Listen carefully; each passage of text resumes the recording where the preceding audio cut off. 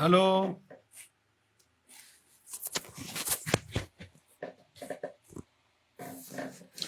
Hello, good afternoon. તો આજે આપણે કોંગ્રેસ ઉપર વાત કરવાના છીએ. જ્યારથી બસપાની રેલી થઈ છે ત્યારથી કોંગ્રેસી લોકો બહુ આગા પાછા થઈ રહ્યા છે, અને ખાસ કરીને કોંગ્રેસી દલિતો બરાબર અનર્ગલ આરોપો લગાવી રહ્યા છે અને બેફિઝુલની વાતો કરી રહ્યા છે. આ વિડીયો સમજો, મારી કોંગ્રેસ પ્રત્યે કોઈ નફરત કે પર્સનલ ઝઘડો કે કોંગ્રેસી લોકોએ મારા પર કંઈ અત્યાચારો કર્યા હોય કે મને કંઈક સમથિંગ કર્યું હોય એના માટેનું નહીં. આ ઓવરઓલ દેશ માટે છે, આપણા ભારત દેશના સંદર્ભમાં કોંગ્રેસ કેટલું નુકસાન કરતા છે, આપણે એના ઉપર વાત કરવાના છીએ. બરાબર, મારા પર્સનલ અનુભવ શું છે કે મારા ગામમાં શું થયું કે પછી મારી જાતિના લોકોને શું કર્યું, આ એના માટે વિડીયો નથી. ઓવરઓલ કોંગ્રેસ માટે આપણે વાત કરવાના છીએ. બરાબર, એટલે કોઈ એના મારા પર્સનલ ઓપિનિયન તરીકે ના લો, અને તમે સમગ્ર દેશના હિત તરીકે વિચારજો અને જોજો.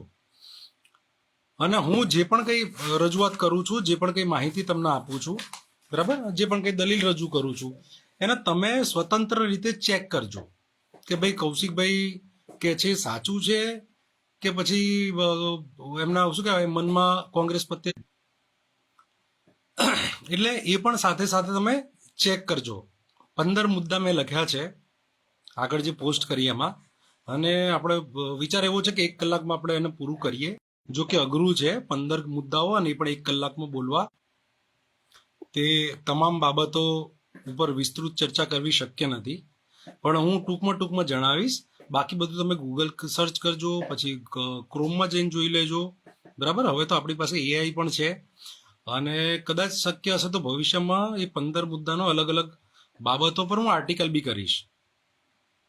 બરાબર, પણ તમે પોતે જાતે ચેક કરજો. હું એવું નથી કહેતો કે હું કહું છું ધ કૌશિક પરમાર, મને જ બધું આવડે છે ને મને જ બધી ખબર છે, એવું હું ક્યારેય નહીં કહેતો ને આજે પણ નહીં કહેતો. તમે પોતે ચેક કરજો કે ભાઈ કૌશિકભાઈ જે બાબતો મૂકી છે અને જે મુદ્દાઓ મૂક્યા છે સાચા છે કે ખોટા. બરાબર,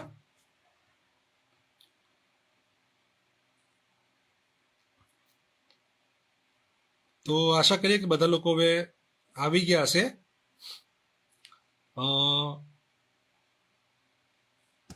તો પહેલા મુદ્દાથી શરૂઆત કરીએ. સંવિધાન સાથે છેડછાડ.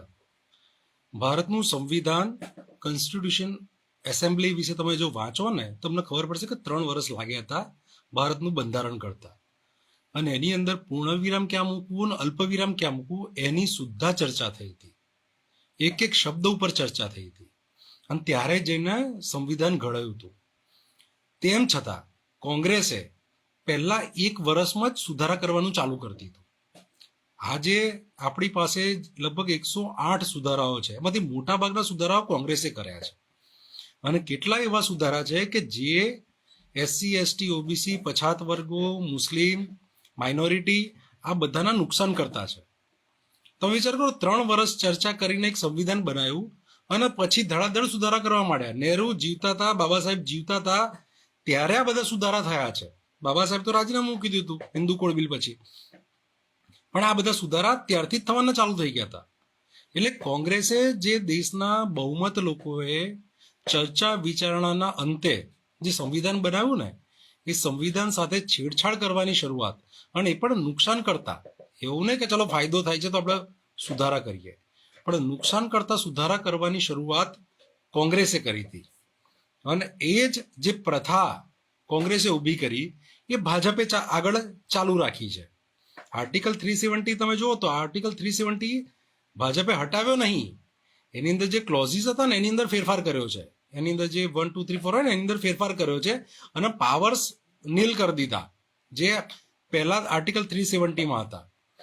તો આ બધી જે બુદ્ધિ વાપરવાની, ચાલાકી વાપરવાની, કપટ વાપરવાનું, આ બધું કોંગ્રેસ પાસેથી ભાજપ શીખી અને ભાજપે એપ્લાય કર્યું. તો સંવિધાનની અંદર છેડછાડ કરવાની શરૂઆત કોંગ્રેસે કરી. બીજો મુદ્દો છે SC/ST એક્ટ કોંગ્રેસના પાપનું પ્રાયશ્ચિત છે. દેશ આઝાદ થયો 1947માં, સંવિધાન આવ્યું 1950માં. આપણી પાસે હતું નાગરિક હક સંરક્ષણ ધારો. આ કાયદાનું જો કડક અમલીકરણ કરાવ્યું હોત ને તો SC/ST એક્ટની જરૂર જ ના પડત. જે પણ આબડછેડ કરે, અસ્પૃશ્યતા જાળવે, એને નાખી દો જેલમાં, એના પર કાયદેસરની કાર્યવાહી કરો. કોંગ્રેસે ના કરવા દીધું અને એના લીધે શું થયું કે એણે છે ને બધું જાતિઓના ભરોસે છોડી દીધું કે જે લોકો જે કરે, જેની પાસેથી સત્તા મળે છે, જેની પાસેથી વોટ મળે છે, એ ઓબીસીને કે હિન્દુઓને કરવા દો અત્યાચાર. અને એના લીધે સ્થિતિ એવી થઈ કે દલિતોના સામૂહિક બલાત્કારો અને સામૂહિક હત્યાકાંડો થવા લાગ્યા. આદિવાસીઓ પર જોડે પણ એ જ થયું. આદિવાસીઓની વાત હું આગળ જેમના મુદ્દા છે, પૈસા એક્ટ, અનુસૂચિ, પછી નક્સલવાદ, એના ઉપર હું આદિવાસી ઉપર વાત કરીશ. તો એ સામૂહિક થવા લાગ્યા. એક સાથે 10, એક સાથે 15, 25 લોકો દલિતો આદિવાસીઓને મારવા લાગ્યા. અને પછી એવું થયું કે ના, દલિત આદિવાસીઓ માટે એક સ્પેશિયલ એક્ટ જોઈએ, અને એ આવ્યો 1989માં. એટલે વિચાર કરો કે 1950 થી લઈને 1989 કેટલા વર્ષ થયા? 39 યર્સ. તો આ સમયગાળા દરમિયાન કોંગ્રેસે કાયદાનું શાસન લાવ્યું જ નહીં અને એના કારણે SC/ST એક્ટ બનાવવો પડ્યો. તો SC/ST એક્ટ જે આજે સવર્ણોને બહુ નડી રહ્યો છે અને હિન્દુઓને એમ લાગે છે કે આ તો અત્યાચાર છે મારા પર, કોઈ ફરિયાદ કરે અમને 6 મહિના માટે જેલમાં નાખી દેવાના. તો આ કોંગ્રેસનું પાપ છે.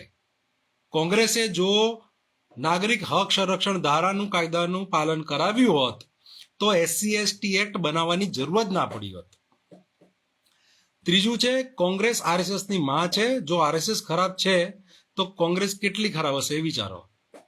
કોંગ્રેસ 1925માં બની અને ત્યારથી જ એની હિન્દુવાદી ગતિવિધિઓ ચાલુ છે, હિન્દુ આતંકવાદી ગતિવિધિઓ ચાલુ છે.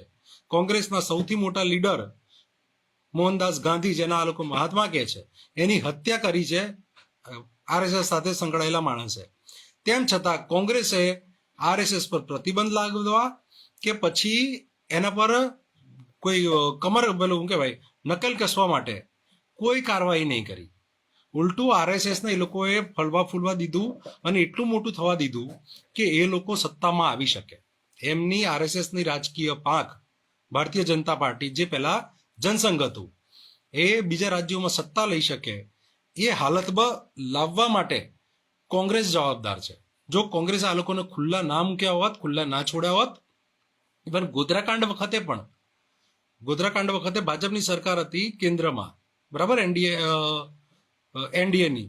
એના પછી યુપીએની સરકાર આવી તો એમને કાર્યવાહી કરવી જોઈતી હતી, પણ એમણે કાર્યવાહી નહીં કરી. નરેન્દ્ર મોદીને એમણે છોડી દીધા અને એનું જ પાપ આજે આપણે લોકો ભોગવી રહ્યા છીએ. તો કોંગ્રેસને પાલવા પોષવાનું અને એને મોટી કરવાનું કામ બીજા કોઈએ નહીં, કોંગ્રેસે. બીજું, કોંગ્રેસનું જે સ્થાપક છે ને એ મૂળ કોંગ્રેસી છે. સોરી, RSSનું સ્થાપક ગોવલકર, હા લગભગ ગોવલકર જ છે, જરા ચેક કરજો, મને અત્યારે એક્ઝેક્ટ નામ યાદ નહીં. પણ કોંગ્રેસનો જે મૂળ સ્થાપક છે, જેના લોકો ગુરુજી કહે છે, એ મૂળ કોંગ્રેસી હતા અને એના હિન્દુવાદી વિચારધારા પર કોંગ્રેસ સાથે નહોતું ફાવતું, અલગ થયા અને પછી એમણે RSS શરૂ કરી. ચોથું છે, ED, CBI જેવી સંવિધાનિક સંસ્થાઓનો દુરુપયોગ કરવો. કોંગ્રેસે જ સંવિધાનિક સંસ્થાઓનો દુરુપયોગ કરીને વિપક્ષી પાર્ટીઓ અને વિરોધીઓને જેલના હવાલે કર્યા છે, એમની સત્તાઓ તોડી છે. ચૂંટણીની વાત કરીશું એટલે હું ચૂંટણીમાં શું શું કર્યું ને એની પણ હું વાત કરીશ ત્યાં. પણ જેટલી પણ સંવિધાનિક સંસ્થાઓ છે, આપણે કહીએ છીએ કે કલેક્ટર આપણને ગાંઠતા નહીં, કલેક્ટર મન ફાવે તેવા આદેશો કરે છે, મામલતદાર મન ફાવે એમ કરે છે, આજે મન ફાવે એમ બુલડોઝર ચલાવી દે છે મ્યુનિસિપાલિટી વાળા. આ બધું જ હેડગેવર, ઉમેશ રોહિતે કીધું હેડગેવર, તો હેડગેવર ખરા ને એ મૂળ કોંગ્રેસી હતા ને પછી RSSમાં ગયા હતા. RSS એમણે સ્થાપના કરેલી. Thank you Umeshbhai Rohit. તો ED, CBI જેવી સંવિધાનિક સંસ્થાઓ, ઇન્કમટેક્સ, આ બધાનો દુરુપયોગ કરવાનું કામ કોંગ્રેસે કર્યું હતું. કારણ એટલું જ કે આ વિરોધી પાર્ટી છે, વિપક્ષ છે અમારી એની સાથે બનતી નથી, અથવા અમારો દુશ્મન છે, કાં તો અમારી પર્સનલ અંગત અદાવત છે. આના માટે જ. અને આ ટ્રેન્ડ જે કોંગ્રેસના સમયમાં ચાલ્યો એ જ ભાજપના સમયમાં ચાલી રહ્યો છે.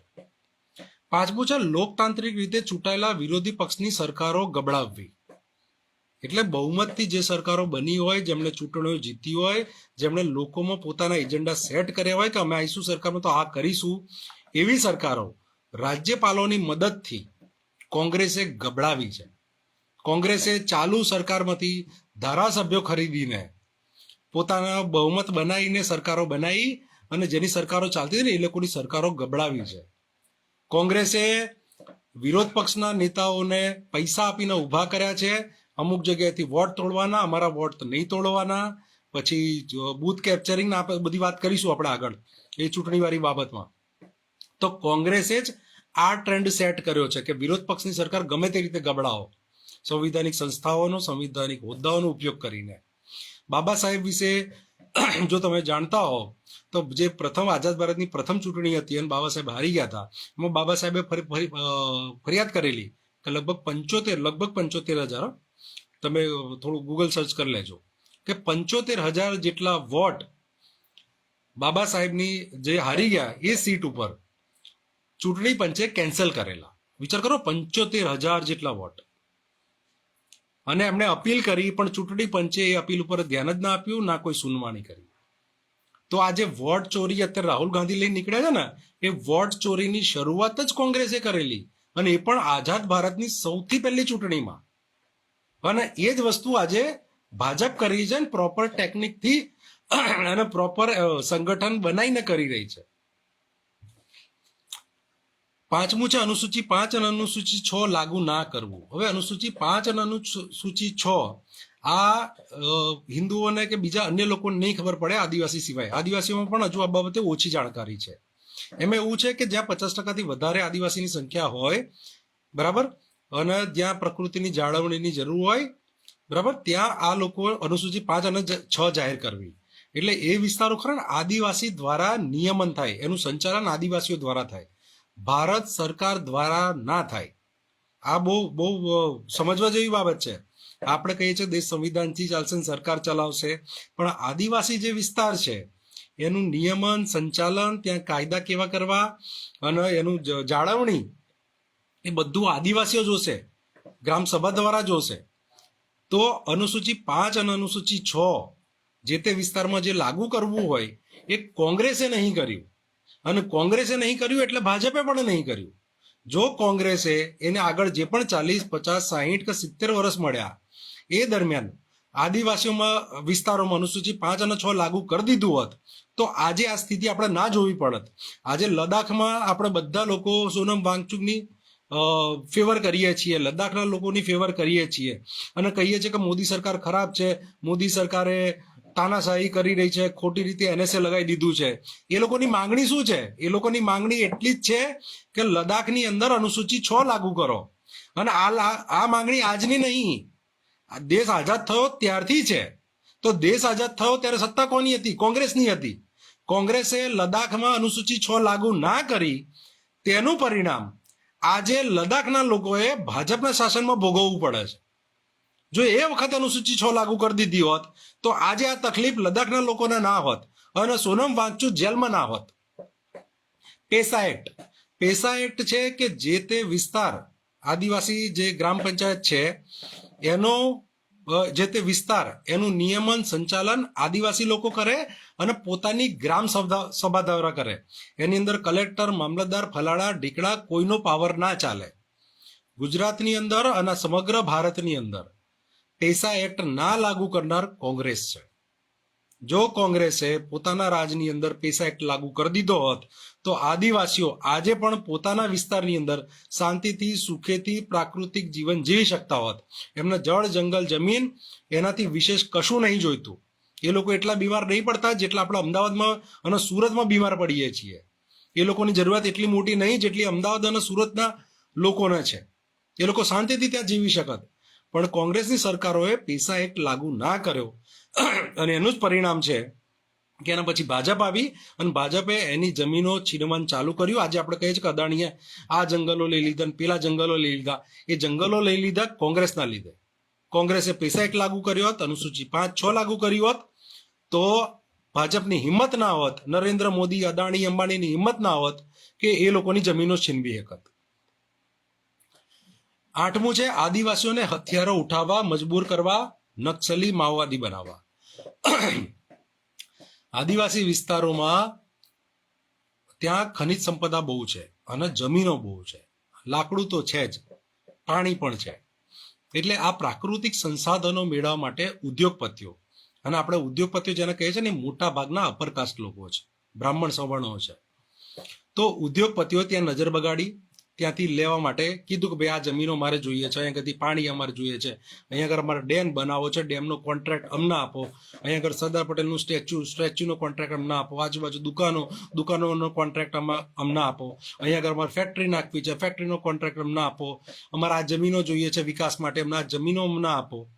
તો આ બધું જે થયું એ બ્રાહ્મણ સવર્ણો અને હિન્દુઓ બી, કાં તો જમીનદારો કહો તમે, જે તે સમયે આ બધાની મિલીભગતથી થયું. હવે તમે સમજો કે સરકાર એ લોકોને પરમિશન આપે કે આદિવાસી વિસ્તારમાં જઈને તમે જમીન લઈ લો. હવે કે અમારે જમીન નહીં આપવી તો પછી પેલા લોકો ગુંડાઓ મોકલે. હવે ગુંડાઓ સામે પોલીસમાં ફરિયાદ કરવા જાય તો પોલીસ પાછા આ લોકોને કૂટે. આજે તમે જોતા હશો કે જ્યારે બુલડોઝર લઈને મકાન તોડવા આવે છે, બરાબર, મકાનોની પોલિસી તમને કદાચ નહીં ખબર હોય, પણ રાજ્ય સરકારની આ જવાબદારી છે કે કોઈનું પણ મકાન તોડો તો એને વૈકલ્પિક વ્યવસ્થા આપો, એને ભાડાનું મકાન આપો, અને મકાન સામે મકાન આપો, જ્યાં ઝૂંપડી હોય એની સામે આવાસ આપો. આ પોલિસી છે. એ પોલિસીનું પાલન નહીં કરતા અને પોલીસ મોકલી દે છે અને મ્યુનિસિપાલિટીનો અધિકારી મોકલી દે છે અને બુલડોઝર ફેરવી દે છે. આ જ કામ આઝાદી બાદ કોંગ્રેસે આદિવાસી વિસ્તારોમાં કર્યું. અને આદિવાસીઓને જે થોડું ઘણું બી એમની બહુ ઓછી જરૂરિયાતો છે, બહુ એટલે ભાવ સામાન્ય જરૂરિયાતો છે. તમે કેટલાય આદિવાસીઓને એવા જોશો ને કે એમને રૂપિયાની જરૂર નહીં, 10 રૂપિયાની નોટની જરૂર જ નહીં. એ રીતે એ લોકો આજે પણ એ લોકો જીવન જીવી રહ્યા છે. અને ત્યાં જઈને બી એમનું ઘરમાંથી એમની જે ખેતીની જે થોડી ઘણી જમીન હોય, એવું કોઈ 50 વીઘા 100 વીઘામાં ખેતી નહીં કરતા. એ આજે બી 4-5 વીઘામાં અને 10 વીઘા એમ જ ખેતી કરે છે. એમાંથી એ પોતાનું જીવન જીવતા હોય, એમાંથી બી આ લોકોએ, કોંગ્રેસીઓએ બેદખલ કરી દીધા. પોલીસમાં ફરિયાદ કરવા જાય તો પોલીસ મારે, હા મેં વિરોધ કરો તો તમને જેલમાં ધકેલી દે. અને જે નક્સલી કહે છે એ નક્સલી તમે છે ને ગૂગલ પર, ક્રોમમાં કે એઆઈ પર તમે સર્ચ કરી લેજો કે ટોપ 10 કે ટોપ 20 નક્સલી માઓવાદી લીડર્સ અથવા લેફ્ટિસ્ટ લીડર, એમાંય તમને બ્રાહ્મણો સવર્ણો જોવા મળશે. આદિવાસીઓને જે હથિયારો પકડાયા ને એ આદિવાસીઓ જાતે નહીં પકડ્યા, એ બી આદિવાસીઓને હથિયારો પકડાવનારા અથવા જેને તમે સામ્યવાદી વિચારધારા કહો છો, લેફ્ટિસ્ટ વિચારધારા કહો છો, એ બધા બ્રાહ્મણ સવર્ણો છે. રશિયાની ક્રાંતિ અને ચીનની ક્રાંતિમાંથી જેમણે હિંસક ક્રાંતિની પ્રેરણા લીધી ને એ બ્રાહ્મણ સવર્ણો છે. અને એમણે જ દલિત આદિવાસીઓને હથિયારો પકડાયા છે. આ બાજુ ઉગ્રવાદી જે કહેવાય છે મોટા ભાગે દલિતો છે, કાં તો ઓબીસી છે. અને જે નક્સલી કહેવાય છે, માઓવાદી કહેવાય છે, એ મોટે ભાગે એ આ છે, પણ પકડાવનારા બ્રાહ્મણ સવર્ણો છે. તો આદિવાસીઓને સમજો કે તમે પોલીસ સ્ટેશન જાઓ તમારી ફરિયાદ ના લે, આ બાજુ તમને જમીનદારો તમારી જમીનો ખાલી કરાવે, ઉદ્યોગપતિઓ તમને લૂંટે, સરકાર તમને કોઈ પ્રોટેક્શન ના આપે, અને તમારા માટે જે કાયદા બન્યા હોય એ કાયદાનું પાલન પણ ના કરે, તો પછી માણસ જાય તો જાય ક્યાં, લડે તો લડે ક્યાં? છેલ્લે તો હથિયાર જ ઉપાડે ને. તમારું બધું જ લૂંટી લે, ઘર બાર, તમારી બૈરીને ઉઠાઈ જાય, છોકરીઓને ઉઠાઈ જાય, તમને કશું જ ના રહેવા દે. ભાઈ માણસ હથિયાર ના ઉપાડે તો શું પાડે? તો આ સ્થિતિ પેદા કરનાર ફક્ત અને ફક્ત કોંગ્રેસ છે. એના પછી છે 9, જાતિ આધારિત વસ્તી ગણતરી ના કરાવવી, ઓબીસી સમાજ સાથે અન્યાય કરવો, ઓબીસીને વસ્તી પ્રમાણે આરક્ષણ ના આપવું. છેલ્લી જાતિ આધારિત વસ્તી ગણતરી થઈ હતી અંગ્રેજોના સમયમાં. અને અંગ્રેજોના સમયમાં એટલા માટે થઈ હતી કારણ કે અંગ્રેજો ખરા ને માણસના પેટના હતા. એમણે જોયું આ દેશમાં કે અહીંયા આગળ જાતિગત અસમાનતા બહુ છે. અહીંયા આગળ બધા જ લોકો અમારે ત્યાં નોકરી નહીં કરી રહ્યા, બધા જ લોકોને એક સરખી ઓપોર્ચ્યુનિટી નહીં આપી રહી. તમને જાણીને આશ્ચર્ય થશે કે આપણે જે શિક્ષણ લઈ રહ્યા છે ને SC ST OBC માઇનોરિટી પછાત વર્ગના લોકો, એ અંગ્રેજોના લીધે, અને અંગ્રેજોએ જ્યારે શિક્ષણને સાર્વજનિક કર્યું ને તો વિરોધ કરનારા બ્રાહ્મણ સવર્ણો હતા કે ભાઈ આ લોકોને શિક્ષણ ના આપો. લેખિતમાં એ લોકોએ ત્યાં રજૂઆતો કરેલી. એ તમે જ્યોતિરાવ ફૂલે વિશે વાંચજો તો તમને ખબર પડશે કે આ જે હિન્દુ હિન્દુ કરી રહ્યા છે એ જ લોકો તમને શિક્ષણ નતા લેવા દેતા, અને એ જ લોકો આજે કોંગ્રેસમાં બેઠા છે ને એ જ લોકો આજે ભાજપમાં બેઠા છે જે શિક્ષણની ગોર ખોદી રહ્યા છે. તો ઓબીસીની વસ્તી ગણતરી એટલે જાતિ આધારિત વસ્તી ગણતરી અંગ્રેજોના સમયમાં થઈ હતી. ત્યારથી લઈને આજે 78 વર્ષ થઈ ગયા આઝાદીને, જાતિ આધારિત વસ્તી ગણતરીનું નામ નહીં લેતા લોકો. 2011 ની અંદર જાતિ આધારિત વસ્તી ગણતરી થઈ હતી, અને એ વખતે કોંગ્રેસની સરકાર હતી. એ વખતે કોંગ્રેસના અધ્યક્ષ હતા આવા સોનિયા ગાંધી, રાહુલ ગાંધીની માં. અને આ લોકોએ જાતિ આધારિત વસ્તી ગણતરીના ડેટા જાહેર નહોતા કર્યા. જાતિ આધારિત વસ્તી ગણતરી થઈ હતી એનો મતલબ એમ છે કે સરકાર પાસે, એ વખતની કોંગ્રેસ સરકાર પાસે ને આજની ભાજપની સરકાર પાસે જાતિ આધારિત ડેટા પડ્યા છે. કોની પાસે કેટલું સાધન સંપત્તિ, સ્કૂટર, બાઇક, રૂપિયા, અને 2 માળનું મકાન કે 1 માળનું મકાન કે ભાડાનું મકાન કેટલું છે એ બધું બ્રાહ્મણ સવર્ણોને ખબર છે. કોંગ્રેસના, ભાજપના નથી. કોને ખબર? ઓબીસીને નહીં ખબર. તો આ ડેટા 2011માં દબાવનારું કોણ? કોંગ્રેસ. અને રાહુલ ગાંધી એ વખતે જીવતા હતા, રાહુલ ગાંધી એ વખતે સક્રિય હતા, અને રાહુલ ગાંધી એ વખતે કોંગ્રેસમાં હતા. તો કોંગ્રેસ જો ઓબીસી સાથે કોઈએ ગદ્દારી કરી છે ને તો એ કોંગ્રેસે કરી છે, બીજા કોઈએ નહીં કરી. અને તમે સમજો ભાજપનો સમય આવ્યો, 2021માં વસ્તી ગણતરી થવી જોઈતી હતી, 2021માં વસ્તી ગણતરી નહીં કરી, 2025 ચાલે છે, જો આવતા વર્ષે ગણતરી કરવાનું કે છે. તો 2011માં જો ડેટા તમારી પાસે હોત, આજે 15 વર્ષ થઈ ગયા, 15 વર્ષમાં તમે પોલિસીઓ બનાવી હોત, યોજનાઓ બનાવી હોત, તમે લાગુ કરી હોત. પણ આજે 15 વર્ષથી તમે એ બાબતથી વંચિત છો. તમે હાઈકોર્ટ, સુપ્રીમ કોર્ટમાં જો ઓબીસીના જે આરક્ષણ બાબતે કેસો બધા લટકેલા છે, શેના લીધે લટકેલા છે? દરેક હાઈકોર્ટનો, સુપ્રીમ કોર્ટનો જજ શું કે છે? આંકડા લાવો, માહિતી લાવો, કોણ કેટલું પછાત રહી ગયું, કોણ કેટલું આગળ નીકળી ગયું, અમારે 27%માંથી 54% કરવી કે 60% કરવી, કયા આધારે કરવી. દરેક સુપ્રીમ કોર્ટનો જજ ને હાઈકોર્ટનો જજ આ કહી રહ્યો છે.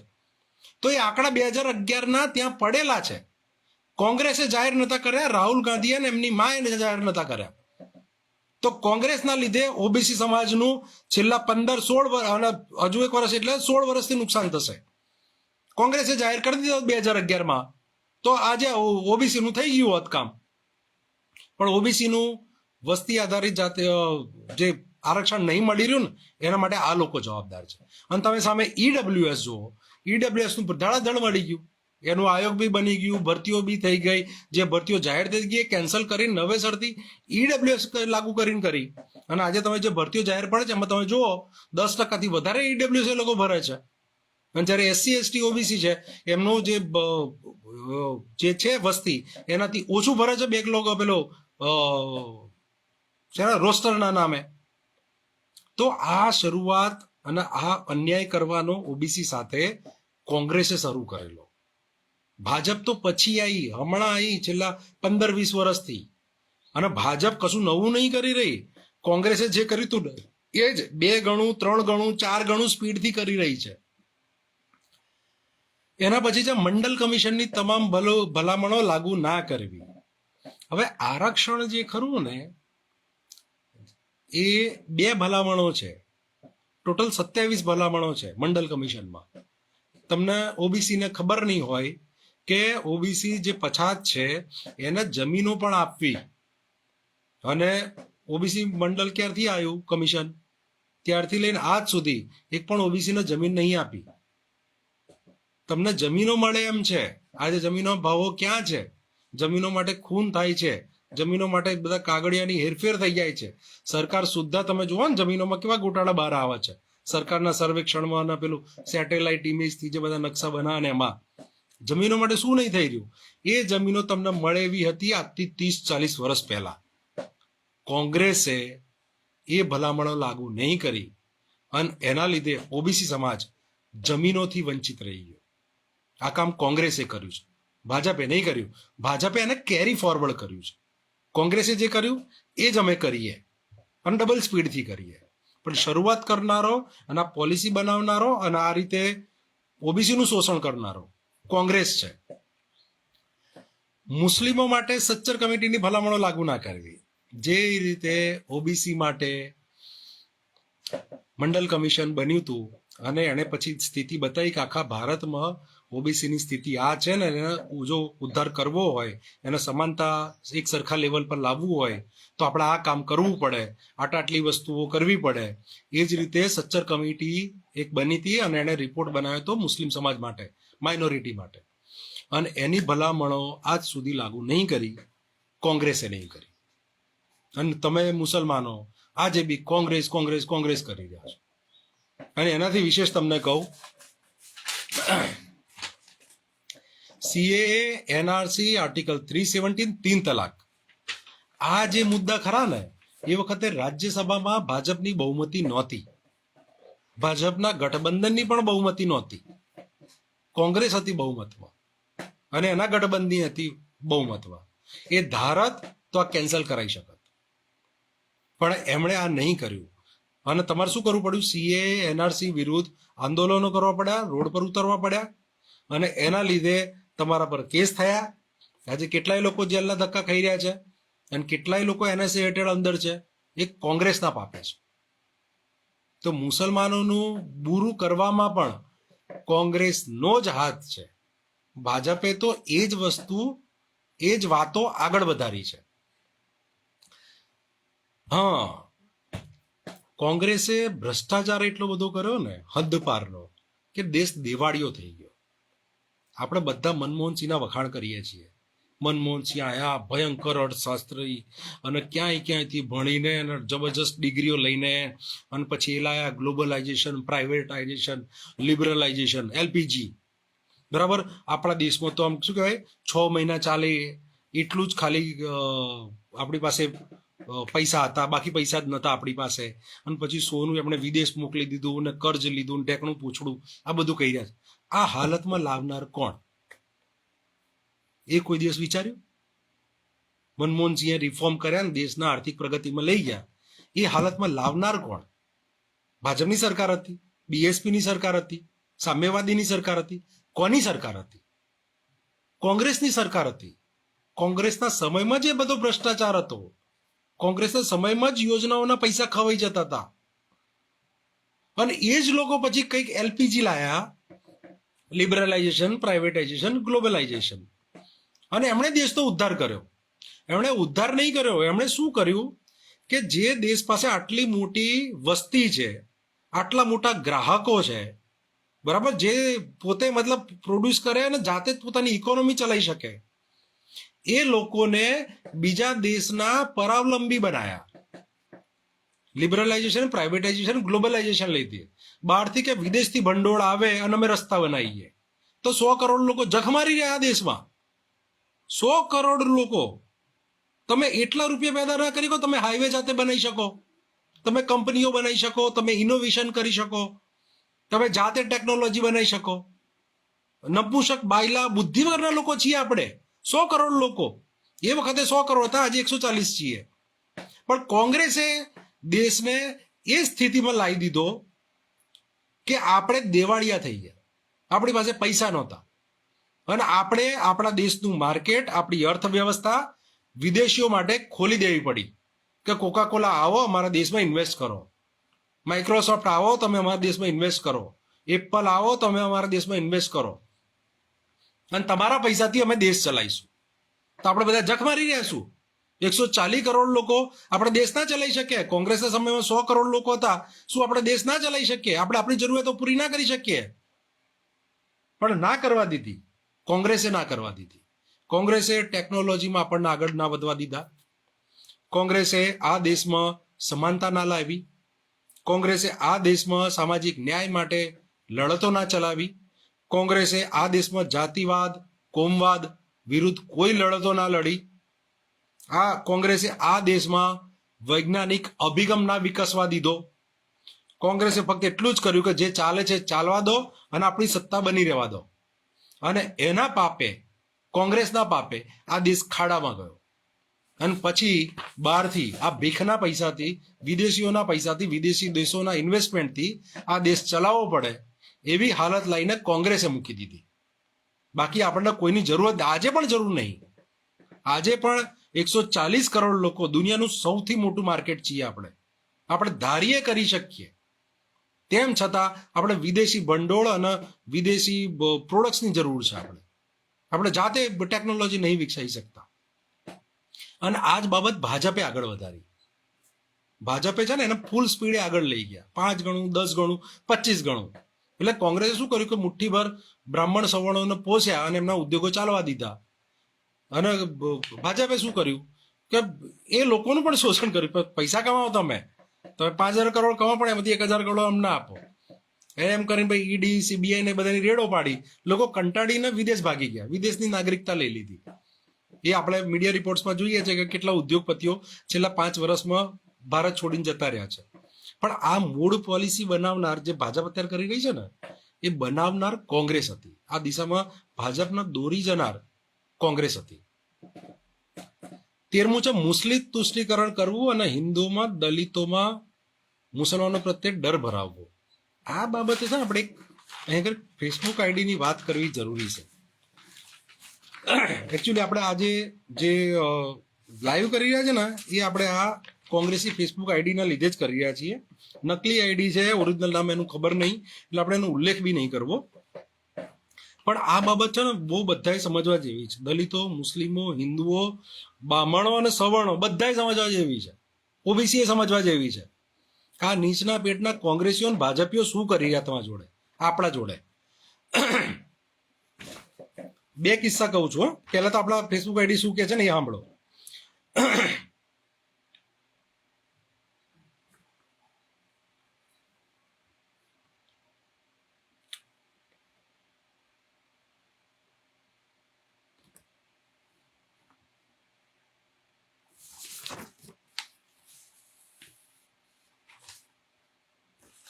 આ લખે છે 1980ના દાયકાની વાત કરું તો કોંગ્રેસ વખતે દલિતો એમ્પાવર થઈ રહ્યા હતા.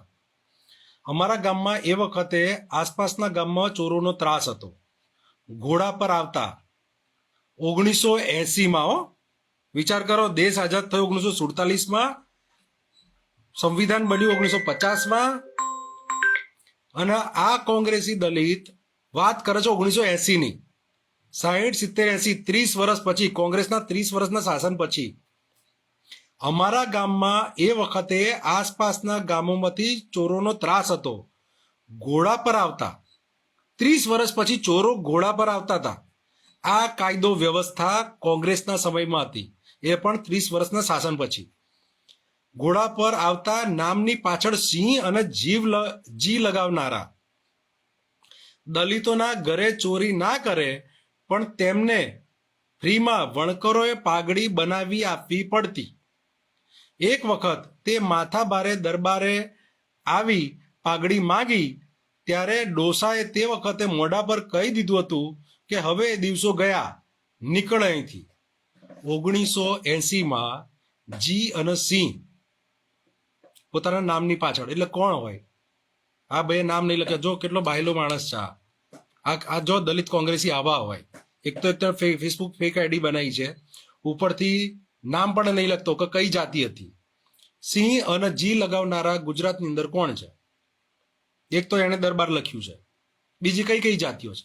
એ લોકો ઘોડા પર આવતા હતા અને ચોરી કરતા હતા.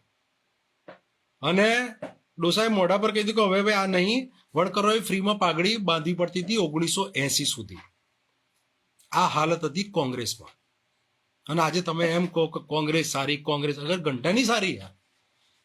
આઝાદીના 30 વર્ષ પછી ઘોડા પર ચોરી કરવા આવતા હતા, તમારે પાઘડી બાંધવી પડતી હતી. અને આ તો એક ડોસાની વાત કરી એને. બાકી બધા વણકરોનું શું? બાકી બધા વણકરો તો ફ્રીમાં પાઘડી બાંધી આપતા હશે ને. તો કોંગ્રેસના પાપે હતું આ. કોંગ્રેસ એક ઘોડાવાળાને હાચવતા હતા. એ ઘોડાવાળાને પોતાની પાર્ટીમાં કંઈક હોદ્દાઓ આપતા હતા. એ ઘોડાવાળાઓના ચક્કરમાં જ સરકારો ચાલતી હતી કોંગ્રેસની. દલિતો પર અત્યાચાર પણ એ ઘોડાવાળા કરતા હતા. પાટીદારોની પણ વાત કરીએ તો પાટીદારો પર અત્યાચાર કરનારે ઘોડાવાળા હતા. તમે નામ નહીં લખ્યા એટલે હું બી નહીં બોલતો. તમે નામ લઈને લખો પોસ્ટ, હું ના બોલું તો મને કહેજો. તમને તમારા કરતા વધારે માહિતી છે મને જાતિઓની. બીજો એક એને કિસ્સો લખ્યો છે 1980ના દાયકામાં મારા મામાના ગામમાં પટેલ વર્સિસ દલિતના હુલ્લડને કારણે અનેક વખત કર્ફ્યુ લાગેલા છે. આર્મી ઉતારવી પડેલી. ક્યારે? 1980માં. હવે તમે વિચારો કે 1950 થી લઈને 1980 સુધી કોંગ્રેસે સામાજિક ન્યાય બાબતે શું જખ મારી કે દલિત અને પટેલ પાટીદાર આ બે વચ્ચે હુલ્લડો થાય? કાયદો વ્યવસ્થા કઈ લેવલ પર હશે કે તમારે આર્મી ઉતારવી પડે? તમે કોઈ કામ જ નહીં કર્યું ને, ગાંધી કરીને તમે ડોંગી પાખંડી લુચ્ચા લોકોએ બેવકૂફ જ બનાવ્યા ને દલિતોને, અને પટેલોને બી બેવકૂફ બનાયા. તમે સમાનતા માટે તો કોઈ કામ જ ના કર્યું ને. 30 વર્ષ ઓછા પડે તમને. 30 વર્ષ સુધી તમે પાટીદાર અને દલિતો વચ્ચે તમે સમાધાન ના કરાવી શકો. તમે એ લોકોને સમજાય ના કહો હવે માણસના પેટના થયા આપણે હવે આ દેશના નાગરિક છીએ. હવે આપણે બધા એક સરખી રીતે વર્તવાનું છે, એકબીજા જોડે સમાન વ્યવહાર કરવાનો છે. 1980નો કિસ્સો લખે છે કોંગ્રેસી દલિતો ગાંઠતા નતા ગરીબ હોવા છતાં. એક વખત એક પટેલે દલિત મોહલ્લાની છોકરીની છેડતી કરી તો તેના ઘરે જઈ તેનો હાથ કાપીને શરીરથી અલગ કરી દીધેલો હતો. કોંગ્રેસના વખતે દલિતોમાં આટલી બધી હિંમત ક્યાંથી આવી હતી? વિચાર કરો. આ કોંગ્રેસી દલિત કહે છે કે આઝાદીના 30 વર્ષ પછી પાટીદારે એક પટેલે દલિતની છોકરીની છેડતી કરી હતી. 30 વર્ષ પછી આટલી હિંમત હતી એમનામાં કે દલિતની છોકરીની છેડતી કરે. અને એના પછી બી દલિત ના તો પોલીસ સ્ટેશન ગયો, ના કાયદાનો એને સહારો લીધો, એને પેલાનો હાથ કાપી નાખ્યો. 30 વર્ષ પછી પણ જે દલિત કોંગ્રેસી છે, બરાબર, ચલો આપણે માની લઈએ પેલો બી કોંગ્રેસી જ હશે, પણ દલિતોને કાયદામાં એટલી શ્રદ્ધા નહોતી કે આપણે જઈએ કે છેડતીનો કેસ છે સાહેબ પેલાને જેલમાં પૂરો, એને એનો હાથ કાપી નાખ્યો. તો આ શું બતાવે છે? એ બતાવે છે કે 1980ની અંદર પટેલ પાટીદારને કાયદામાં શ્રદ્ધા નહોતી, કાયદામાં વિશ્વાસ નહોતો કે ભાઈ છોકરીની છેડતી ના કરાય, એ દલિત હોય કે ગમે તે હોય. અને દલિતોને પણ કાયદામાં વિશ્વાસ નહોતો કે ભાઈ છેડતી કરી છે, ચલો આપણે એને જેલ ભેગો કરી દઈએ, આપણે એના પર FIR નોંધાઈએ. એને પેલાનો હાથ કાપી દીધો. તો કાયદામાં અશ્રદ્ધા પેદા કરવાનું કામ જો કોઈએ કર્યું ને તો એ કોંગ્રેસે કર્યું છે. અને આ કોંગ્રેસી આ દલિત કોંગ્રેસીના જે કિસ્સા લખ્યા છે ને એના ઉપરથી કહું છું. તો કોંગ્રેસે જે આ દેશનું નુકસાન કર્યું ને એ આ કર્યું છે. તમને સંવિધાનમાં, કાયદામાં, વ્યવસ્થાનમાં, પછી જે સંવિધાનિક સંસ્થાઓ બનાવી છે એ બધામાં તમને ભરોસો ના પેદા થાય ને, એ કામ કોંગ્રેસે કર્યું છે. એ જ બાબતને ભાજપ આગળ લઈ ગઈ છે. આગળ છે 14 વોટ ચોરી કરવી અને ચૂંટણીઓમાં ગોટાળા કરવા. 13 નંબર આપણું અધૂરું રહી ગયું. મુસ્લિમ તુષ્ટિકરણ કરવું અને હિન્દુમાં દલિતો મુસલમાનો પ્રત્યે ડર ભરાવવો. આ તો આપણે દલિતોની વાત કરી. મુસ્લિમોના કેસમાં શું થતું હતું? મુસ્લિમોના કેસમાં એવું થતું હતું, જે તમે ભાજપની સંગીલોને તમે મળો ને તો એ તમને કિસ્સા કહેશે. અને ડોક્ટર પીજી જ્યોતિકર જે પોતે દાણી લીમડામાં રહેતા હતા, એમની સાથે હું રૂબરૂ મળેલો, મેં વાતચીત કરેલી.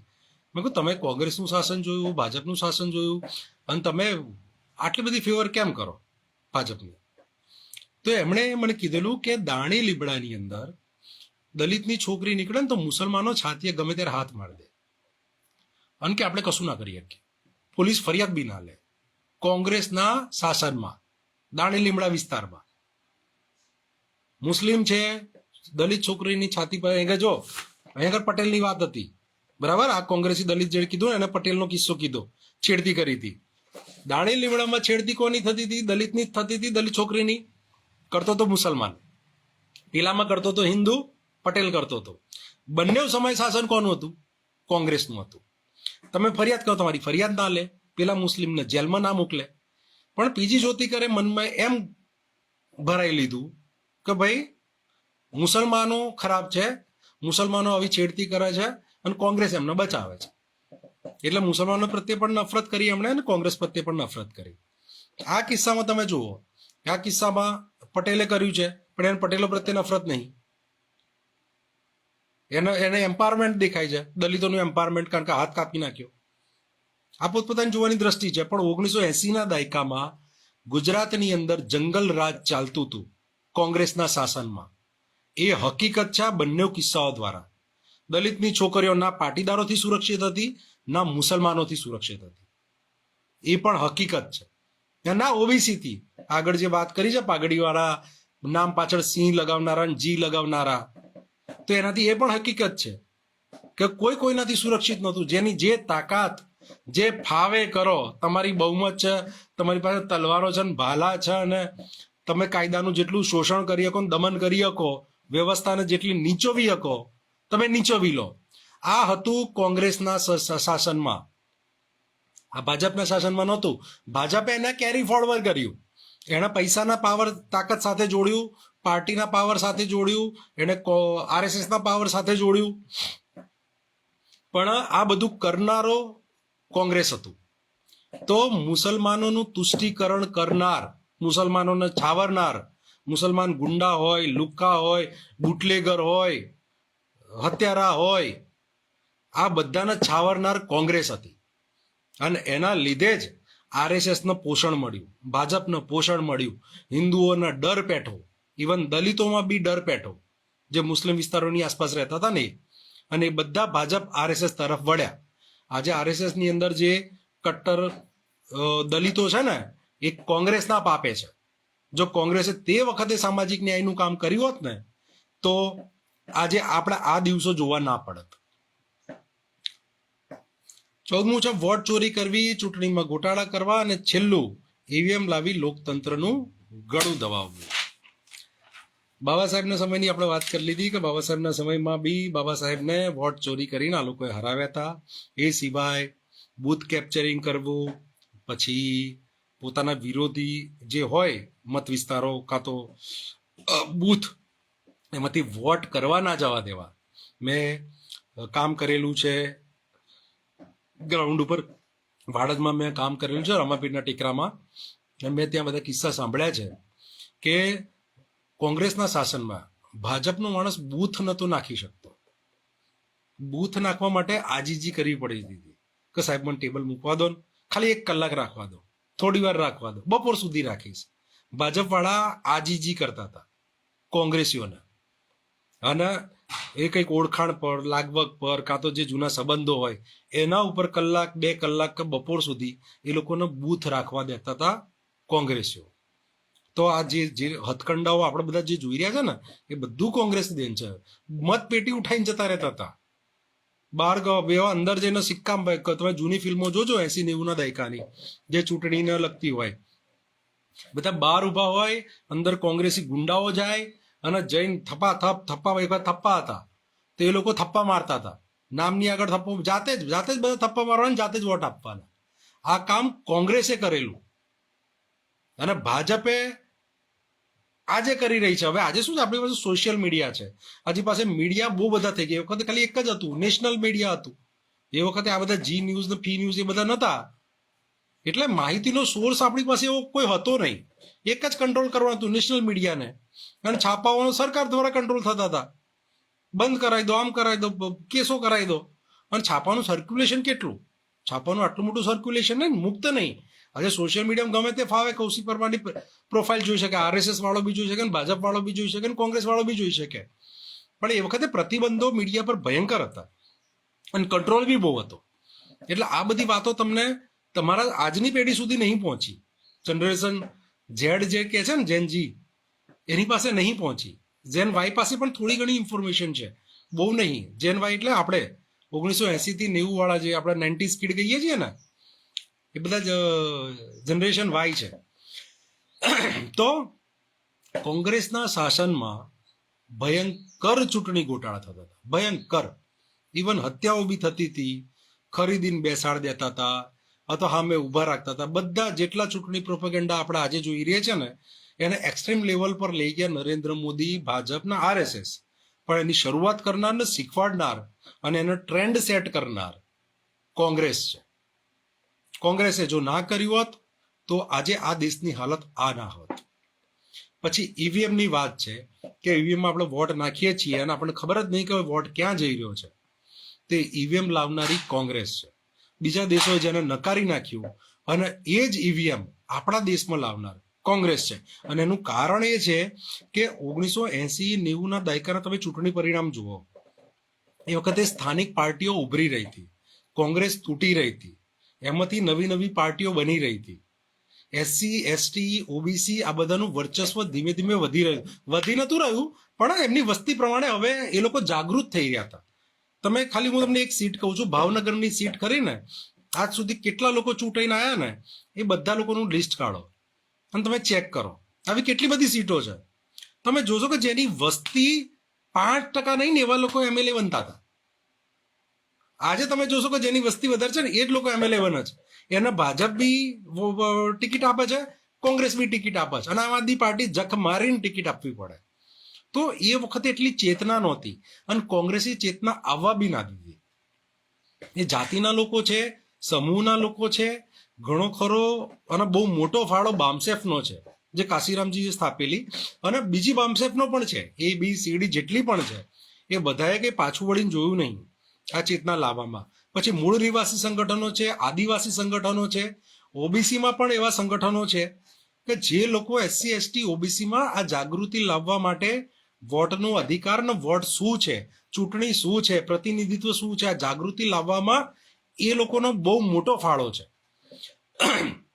કોંગ્રેસનો આમાં કોઈ ફાળો નહીં. કોંગ્રેસ તો આ લોકોને ખતમ કરવામાં, અધિકારોથી વંચિત કરવામાં અને આ જાગૃતિ નષ્ટ કરવામાં કોંગ્રેસનો ફાળો છે.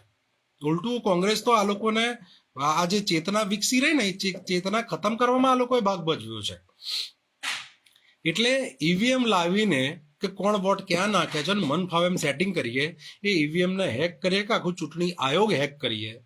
બરાબર, હમણાં જે નવું આવ્યું છે કે જેમાં અમુક વોટરો કાઢી નાખવાના, નકલી વોટર એડ કરવાના, તો નવું છે. પહેલું તો હેકિંગ હતું. આપણે પાટીદાર અનામત આંદોલન પછી યાદ કરો, આખી આખી પાટીદાર સોસાયટીઓ ઉડી ગઈ હતી. રાહુલ ગાંધી તો અત્યારે કહી રહ્યા છે, આ તો 2016-17 અંદર થયેલું છે. એ વખતે કોઈ આ મુદ્દો નતો ઉપાડ્યો કે ભાઈ પાટીદાર સોસાયટીઓ કઈ રીતે ઉડી જાય, કારણ કે પાટીદારોએ આંદોલન કર્યું ભાજપ વિરુદ્ધ. તો આવું કામ કોંગ્રેસે પણ કરેલું, કોંગ્રેસના સમયમાં પણ થયેલું છે, અને ભાજપને શીખવાડનાર કોંગ્રેસ છે. તો અને તમે આજે પણ જુઓ, રાહુલ ગાંધી ઈવીએમ કાઢવાની વાત નહીં કરતા, એ વોટ ચોરીની વાત કરે, ચૂંટણી પંચની વાત કરે, ગોટાળાની વાત કરે, ટેકનિકલ વાતો કરે. ઈવીએમ ખોટું છે એની વાત નહીં કરે. અને આગળની વાત મારી અધૂરી રહી ગઈ. તમે 80-90ના દાયકાના જે ચૂંટણી પરિણામો ચેક કરો, એસસી, એસટી, ઓબીસી પાર્ટીઓનું પ્રતિનિધિત્વ વધી રહ્યું હતું અને જબરજસ્ત દબદબો હતો આપણો, ભયંકર દબદબો હતો. મંડલ કમિશને તો છે ને મતલબ એક ક્રાંતિ કરતી હતી. તમે છે ને ઇતિહાસ લખી શકો, મંડલ કમિશન પહેલા રાજનીતિ ને મંડલ કમિશન પછી રાજનીતિ. આ રામ મંદિર વાળું જે આવ્યું ને એ પણ મંડલ કમિશનના વિરોધમાં આવ્યું છે. મંડલ કમિશનની ચેતના ઓબીસી સમાજમાં ના જાય એના માટે થઈને આ લોકો રામ મંદિરનો મુદ્દો લાયા છે. અને રામ મંદિરનો મુદ્દો ચગાવવામાં પણ વિહિપ, આરએસએસ, ભાજપ, તમે જુઓ કે ઓબીસી નેતાઓને જ આગળ કર્યા હતા. વિનય કટિયાર કહો, પછી શુદ્ર સમાજ કુર્મીમાંથી વીએચપીના કોણ હતા પ્રેસિડેન્ટ, ભાઈને અત્યારે ઘર મતલબ ઠેકાણે પાડી દીધા છે, પ્રવીણ તોગડિયા, ઉમા ભારતી, વિનય કટિયાર. તમે જુઓ એ વખતે કેવા ધુરંધર નેતા હતા, કેવા કેવા ભાષણો કરતા હતા. તે બધા ઓબીસી હતા, એ બધા શુદ્ર વર્ગના હતા, હિન્દુ વર્ણ વ્યવસ્થાના શુદ્ર વર્ગના હતા. આ બધાના રામ મંદિરના નામે હિન્દુત્વમાં આગળ કર્યા અને મંડલ કમિશનની સામે ઊભા કર્યા. અને ઓબીસી સમાજમાં જે ચેતના આવવાની હતી એ આખી ચેતના એમણે દબાઈ દીધી. એમાં પણ કોંગ્રેસનો જ ફાળો છે. રામ મંદિરની નીચે, સોરી, બાબરી મસ્જિદની નીચે કોઈ મંદિરના પુરાવા મળ્યા નહીં. બાબરી મસ્જિદ તોડી અને ત્યાં તાળા લગાવવામાં, ખોલવામાં અને ત્યાં પ્રાણ પ્રતિષ્ઠા કરવામાં રાજીવ ગાંધીનો હાથ હતો. કોંગ્રેસની ઢીલી નીતિના લીધે જ બાબરી મસ્જિદ તૂટી.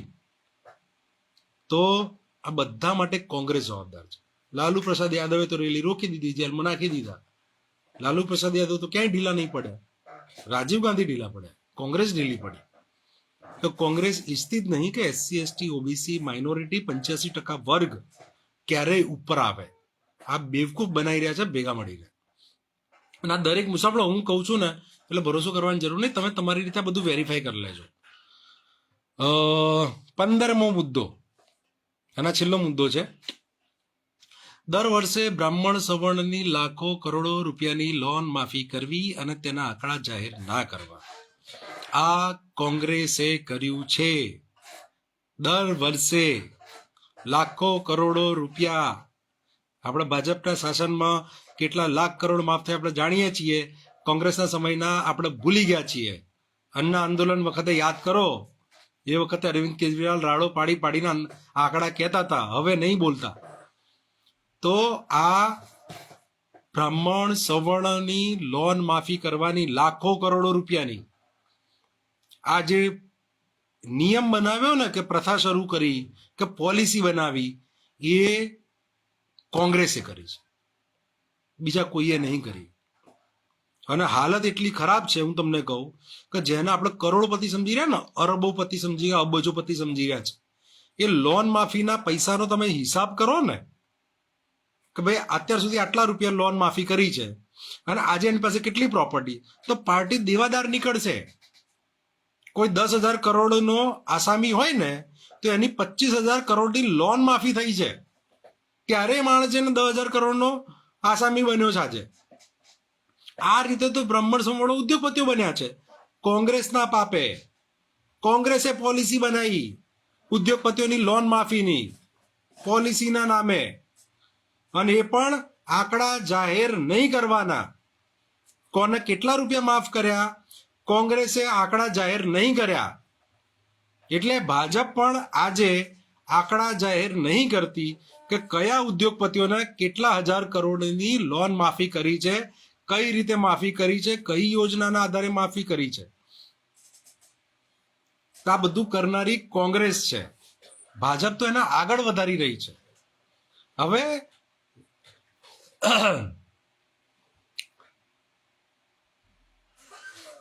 ઘણા કોંગ્રેસીઓ એમ કહી રહ્યા છે કે ભાઈ હું ભાજપનો સપોર્ટ નહીં કરતો.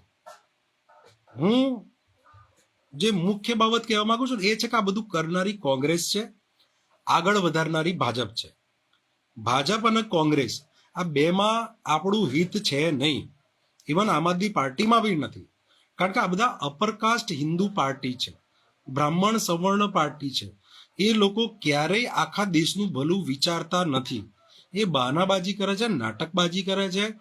એ 80 કરોડ લોકોને મફત અનાજ આપે છે, મફત વીજળી, મફત શિક્ષણ, આ બધા ધતિંગ કરે છે. એ હક અધિકાર નહીં આપતા.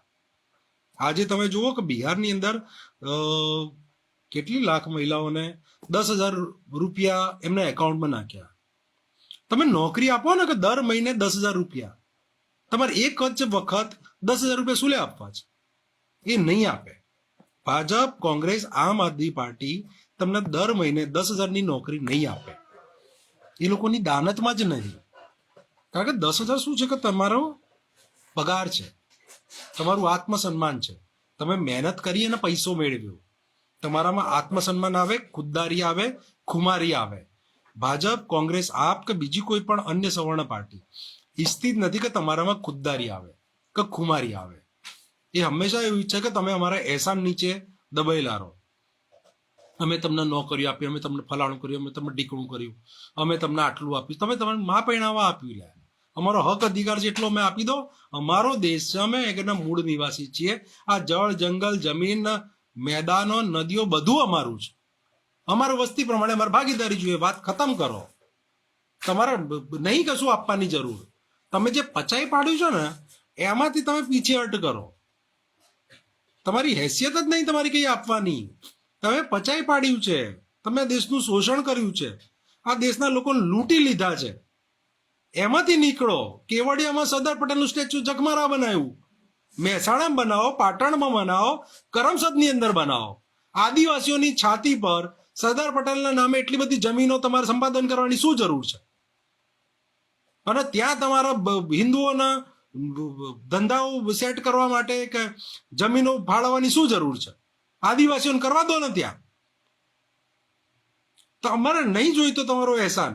એમનું જેની જે વસ્તી છે એને એટલી ભાગીદારી આપો. દલિતને એના વસ્તીની ભાગીદારી આપો, એસસીને એના વસ્તીની ભાગીદારી આપો, મુસલમાનોને એના વસ્તીની ભાગીદારી આપો, ઓબીસીને એના વસ્તીની ભાગીદારી આપો.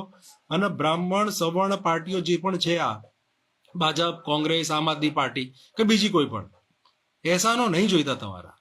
અમારું જેટલું રિલીઝ કરી દો. એટલે ના હું ભાજપનો સપોર્ટ કરી રહ્યો છું, ના કોંગ્રેસનો હું પ્રખર વિરોધી છું. આ શરૂ કરનારી કોંગ્રેસ છે, હકીકત છે. એને આગળ લઈ જનારી ભાજપ છે, એ પણ હકીકત છે. આરએસએસને જીવતી રાખનાર, આરએસએસના આટલે સુધી આગળ વધારનાર કોંગ્રેસ છે. તમે જુઓ તમિલનાડુ છે, પછી કેરાલા છે, ત્યાં જુઓ આરએસએસની શું હાલત થાય છે. ત્યાં નહીં કોંગ્રેસ, ત્યાં આરએસએસ વાળાને ફીણ વળી જાય એમને કેડર કેમ્પ કરતા કે મિટિંગો કરતા.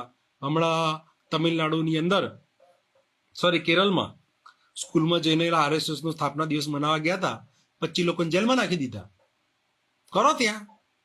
અને ગુજરાતમાં ફાવે કરે, કોંગ્રેસી શાસિત રાજ્યોમાં આરએસએસ ફાવે કરે, કોંગ્રેસ ત્યાં નહીં રોકતી. તો કોંગ્રેસ આરએસએસને પોષણ આપવાનું કામ કરે છે, કારણ કે આઈડિયોલોજીકલી આ બધા એક છે. આ બધાનો ધર્મ એક જ છે કે શોષણ કરો, ગમે તે ભોગે આપણું જે વર્ચસ્વ છે એ બનાવી રાખો. આપણી લીટી તો મોટી થાય એવી છે નહીં, એટલે પછી બીજાની લીટી નાની કરો.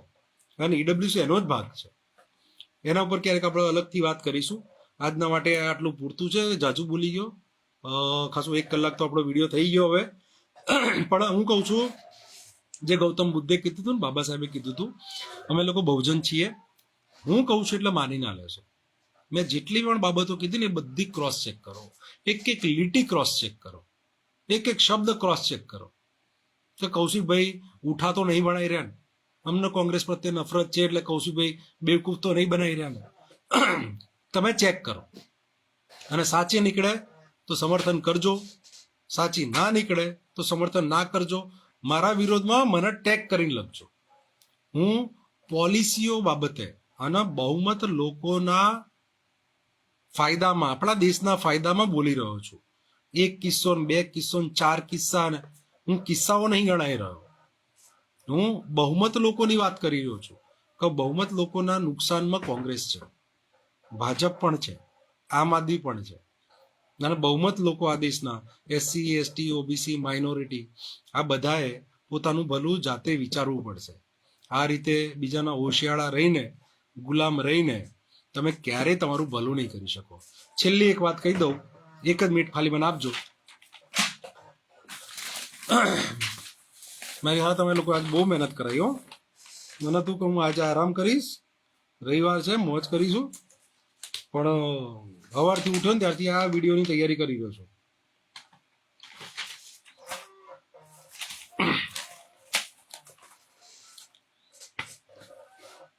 ભાજપ નહીં તો કોણ, કોંગ્રેસ નહીં તો કોણ, નરેન્દ્ર મોદી નહીં તો કોણ, રાહુલ ગાંધી નહીં તો કોણ. બરાબર, આ બધું વિચારી રહ્યા છે. અને એ વિચારવા માટે આપણી પાસે જે ઇન્ફોર્મેશન છે, અથવા આપણું જે એટલું દિમાગ જાણે છે, એ સવર્ણ હિન્દુ મીડિયા કાં તો સવર્ણ હિન્દુ છાપા સુધી જ સીમિત છે નોલેજ માટે. તમે એમ ના વિચારો. તમે એમ વિચારો કે મારી મુક્તિ શેમાં. હું મુસ્લિમ છું, બરાબર, મારું નામ અહમદ છે. મારી મુક્તિ શેમાં? મારી મુક્તિ ભાજપમાં છે તો હું ભાજપમાં જોડાઈ જાઉં. મારી મુક્તિ કોંગ્રેસમાં છે તો હું કોંગ્રેસમાં જોડાઈ જાઉં. મારી મુક્તિ આમ આદમી પાર્ટીમાં છે તો હું આમ આદમી પાર્ટીમાં જોડાઈ જાઉં. રાહત ના વિચારો.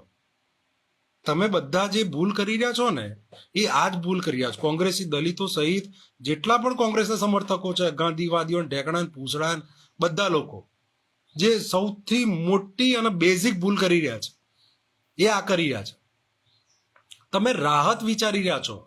આજે પેટ્રોલ 100 રૂપિયા છે, કોંગ્રેસ આવશે તો 70 રૂપિયા થશે. તમે આ વિચારી રહ્યા છો.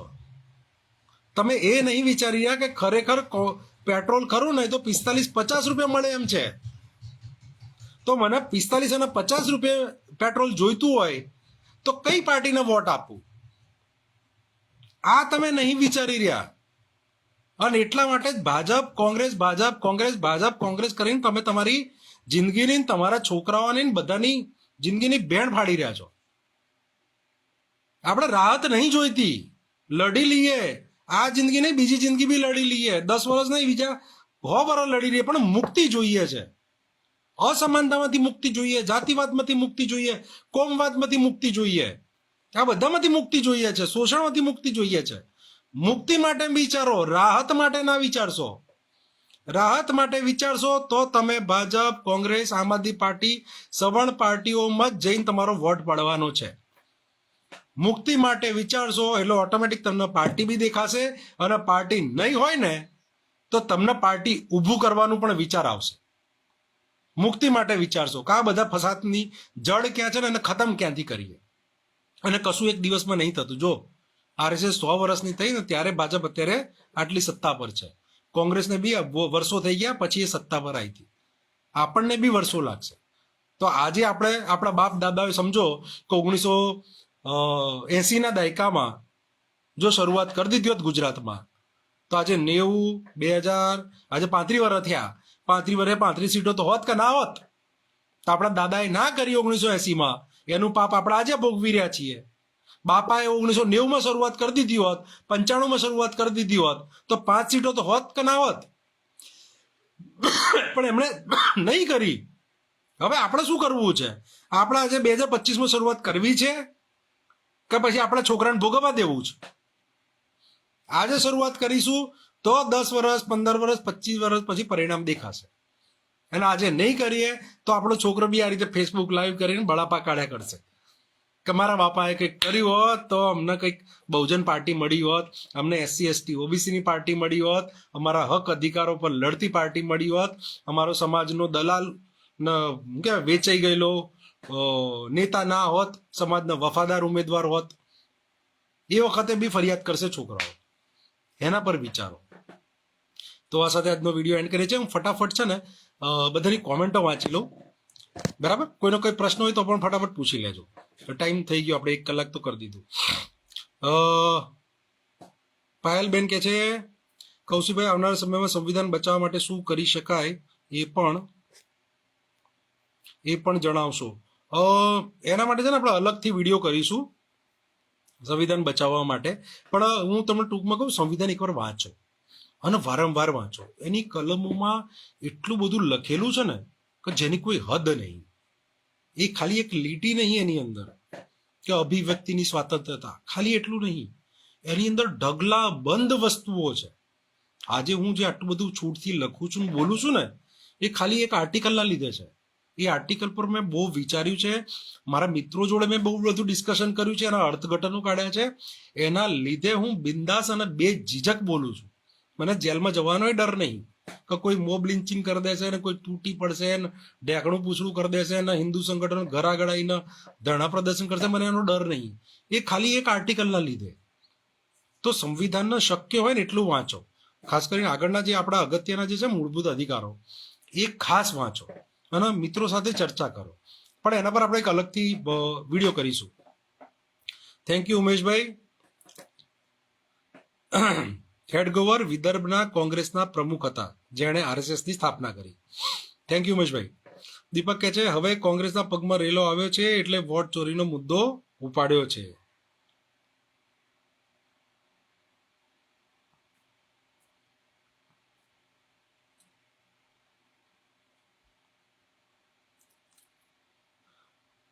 પાયલબેન કહે છે બધે જ આ પરિસ્થિતિઓ છે. ટ્રાઇબલ એક્ટ પર પેસા એક્ટથી લઈને આખા આદિવાસી વિસ્તારમાં આ સમસ્યા છે. યુવા કોળી સંગઠન એ કહે છે ઓબીસી સમાજને વસ્તી મુજબ તાત્કાલિક 54% અનામત આપવામાં આવે જ્યાં સુધી જાતિ આધારિત વસ્તી ગણતરી ના થાય. સમસ્ત કોળી અને ઠાકોર અને તમામ સમાજ ઉપર થયેલા ખોટા કેસ રદ કરવામાં આવે, એકલા પાટીદારોના નહીં. 3 છે 12 કલાક વાળો મજૂરીનો કાયદો કરવામાં આવે. પ્રેમ લગ્નમાં માતા પિતાની સહી ફરજિયાત મૈત્રી કરવા જેવા કાયદા રદ કરવામાં આવે. બન્યા જ નહીં કાયદા. એ તો ખાલી પાટીદારો પેલા જે ખરા ને પાસવાળા એમની માંગણી છે. ગુજરાતમાં દારૂબંધીને કડક અમલ કરવામાં આવે. સરકારી શાળામાં પૂરતા શિક્ષક મૂકવામાં આવે. 100% અનામત એ વસ્તી પ્રમાણે અનામત આપવામાં આવે. તાત્કાલિક ધોરણે સરકારી ભરતીમાં 54% ઓબીસી અનામત લાગુ કરવામાં આવે. તો આ એમની માંગણી છે.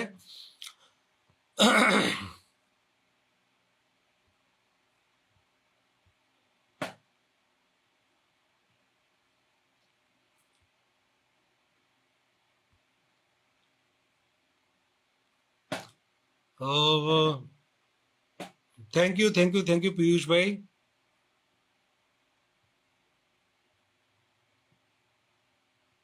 કોઈનો કોઈ પ્રશ્ન હોય તો મને ફટાફટ કહી દેજો. આપણે વિડીયો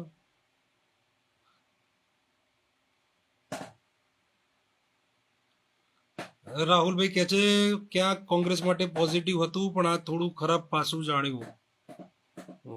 થોડું ખરાબ નહીં, આખા દેશમાં ખરાબ કરનારી કોંગ્રેસ જ છે. કોંગ્રેસ પાસે બહુ સુંદર તક હતી કે એ આ દેશમાં સામાજિક ન્યાય માટે કામ કરી શકત. સમાનતા, એકતા, બંધુતા, ભાઈચારો આ બધા માટે કામ કરી શકત. કોંગ્રેસે નહીં કર્યું. આપણે આજે જે પણ સમસ્યાઓ જોઈએ છે ને, ઇવન ભાજપના આરએસએસ વાળા જે ફરિયાદો કરે છે એના મૂળમાં કોંગ્રેસ છે. કોંગ્રેસે આ નહીં કર્યું. અને તમે સમજો કોંગ્રેસની પાર્ટી તરીકે ના જુઓ, તમે એમ જુઓ છો કે કોંગ્રેસ બ્રાહ્મણ સવર્ણ લોકો જ હતા. જે આજે ભાજપ આરએસએસ ચલાવે છે ને એ જ લોકો, એવા જ લોકો ને એ જ માનસિકતા વાળા કોંગ્રેસીઓ હતા. કોંગ્રેસ ઓબીસી ની થોડી હતી. કોંગ્રેસ દલિત આદિવાસીઓ થોડા ચલાવતા હતા, મુસલમાનો થોડા ચલાવતા હતા. કોંગ્રેસ પહેલેથી બ્રાહ્મણ સવર્ણો જ ચલાવતા હતા. કોંગ્રેસની સ્થાપના લઈને તમે ઇતિહાસ વાંચો તો તમને ખ્યાલ આવશે કે કોંગ્રેસની માનસિકતા પહેલેથી જ આવી હતી. કેટલી બાબતોમાં તમને કોન્ટ્રાડિક્ટ જોવા મળશે, તમે જે આજે સમજતા નહીં. એટલે તમે એમ સમજો કે કોંગ્રેસ બહુ વ્યવસ્થિત પાર્ટી હતી, સરસ હતું, ઢેકણું હતું.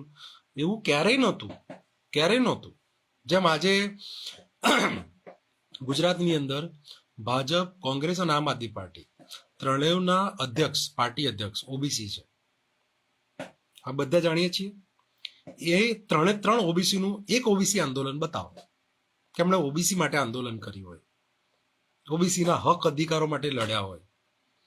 જાહેરમાં એમણે એમ કીધું કે નહીં, ઓબીસીની વસ્તી પ્રમાણે આરક્ષણ આપો. ક્યાંય નહીં. તો આજના દિવસમાં ગુજરાતની ત્રણ મોટી પાર્ટી કહેવાય એવી ભાજપ, કોંગ્રેસ, આમ આદમી પાર્ટી, એની અંદર કેવા ત્રણ ઓબીસી છે કે જે ઓબીસી સમાજના લીડર જ નહીં. એવા જ ઓબીસીને પસંદ કરીને કોંગ્રેસે ભરતી કરેલી અને એનાથી જ કોંગ્રેસ ચાલતી હતી. એટલે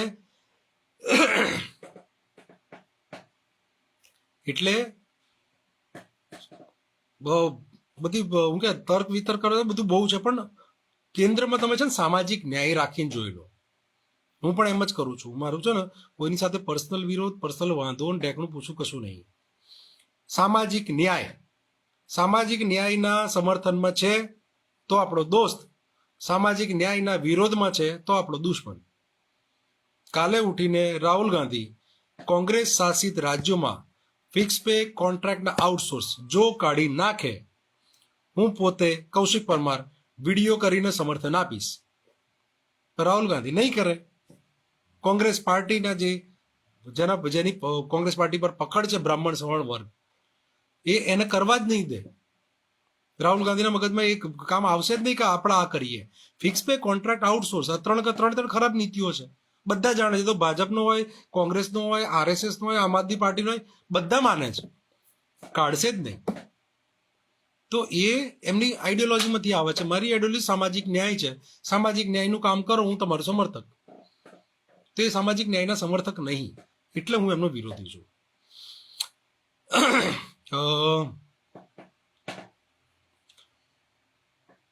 સોમેશભાઈ જેખરિયા મસ્ત માહિતી આપી છે કે શ્યામા પ્રસાદ મુખર્જી એ જનસંઘના સ્થાપના કરી હતી અને શ્યામા પ્રસાદ મુખર્જી એ મૂળ કોંગ્રેસી હતા. મતલબ ભાજપ, જનસંઘ એ આજનું ભાજપ છે. એટલે આરએસએસ ની સ્થાપના બી ભાજપનો માણસ, જનસંઘની સ્થાપના કરનાર બી ભાજપનો માણસ, અને બે બામણ. બધે જ તમને જોવો, તમે બધે જો તમે ઇતિહાસ ફેંચશો ને તો બધી જગ્યાએ તમને બ્રાહ્મણ મળશે. તમે લેફ્ટનો ઇતિહાસ ફેંદો ભારતમાં, આ કે છે ને સામ્યવાદી વિચારધારા, આતંકવાદી, નક્સલી અને માઓવાદી વિચારધારા, આ લાવનારા બ્રાહ્મણો છે. આ દેશને હિંસામાં ઝોકનારા, આદિવાસીઓને હથિયારો પકડનારા બ્રાહ્મણ સવર્ણ છે. એમણે જ આ દેશની સામ્યવાદના રસ્તા પર લઈ ગયા છે. તો ચલો આજની સાથે આ વિડીયો એન્ડ કરીએ. બહુ બધી વાતો કરી લીધી. તમારો કોઈ પ્રશ્ન હોય તો મને કોમેન્ટમાં પૂછજો. પર્સનલી ફોન કરો તો ફોન બી કરી શકો છો. મોબાઈલ નંબર છે 8141191311. ત્યાં સાથે વિડીયો એન્ડ કરીએ છીએ. જય ભીમ, જય ભારત.